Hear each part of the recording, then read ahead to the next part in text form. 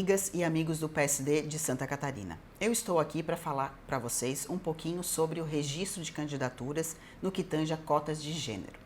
Quando a gente fala em cotas de gênero, a gente pensa que seriam só aqueles registros de candidatas mulheres. Essa previsão ela está vigente desde o ano de 2010, então nós temos desde as campanhas de 2010 esta obrigatoriedade de registrar aquelas candidaturas em menor número. Então, quando nós falamos em cotas de gêneros, ela pode ser tanto para homens quanto para mulheres.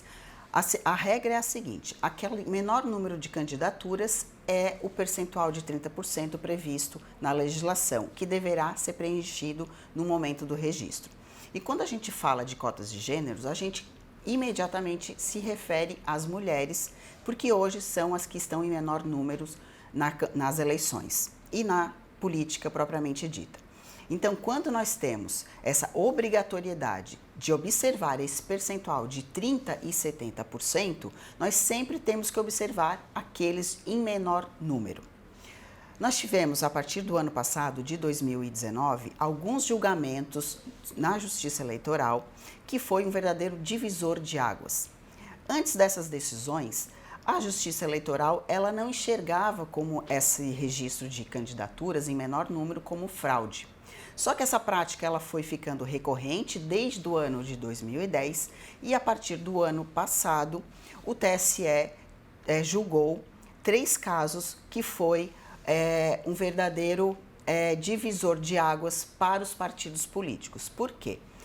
A Justiça Eleitoral, a partir de agora, ela entende que qualquer candidatura que não seja real, que seja só para o cumprimento de cotas, ela é considerada uma fraude. E o que isso quer dizer e quais são as consequências que isso pode implicar? Se verificada a fraude num registro de candidatura, seja de homens ou mulheres, ou seja, aquele menor número de candidaturas, que no caso é o 30%, toda a chapa é cassada, tanto os eleitos quanto os seus suplentes, sejam eles candidatos ou candidatas, eleitas ou eleitos. Então, toda a chapa, se verificada a fraude no registro da candidatura, ela é cassada no todo. Então, o partido político, ao fazer o registro das suas candidaturas, ele deve obedecer o percentual de 30% daquelas candidaturas em menor número e 70%. Todos os registros nesse percentual de 30% deverão ser daquele gênero, mulheres no caso, de candidaturas reais e não fictícias. Anteriormente não se tinha uma preocupação quanto a isso, porque teríamos as mulheres candidatas somente para o cumprimento desse percentual. Hoje não temos mais essa possibilidade e todas as candidaturas deverão ser reais.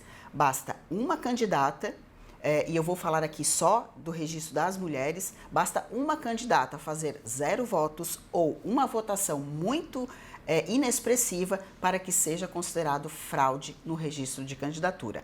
E eu volto a dizer que a consequência disso é muito ruim para o partido, para aquela coligação como um todo, por conta dessa questão da fraude. Então, nós devemos observar, sim, esses percentuais e eu gostaria ainda de destacar aqui para vocês sobre uma regrinha especial sobre as frações. E eu vou trazer um exemplo de um município que tenha 9 vagas para vereadores. Quando eu faço o cálculo para a nominata dos vereadores, porque hoje nós não temos mais coligação na proporcional, eu tenho que aplicar o percentual de 150% em cima do número de vagas. Então, num registro de nominata para 9 vagas naquele município, eu terei uma nominata de 14 nomes. Desses 14 nomes, 5 devem ser reservadas para as cotas de gêneros, ou seja, para candidatas mulheres, que é o que temos em menor número. E como é que se dá a regra da fração nesses casos? Então, para eu calcular quantas candidatas eu preciso registrar, eu tenho que fazer o cálculo das 14 vagas com percentual vezes 0,30%, que vai dar um número de 4,2. Como é que funciona a fração nessa questão?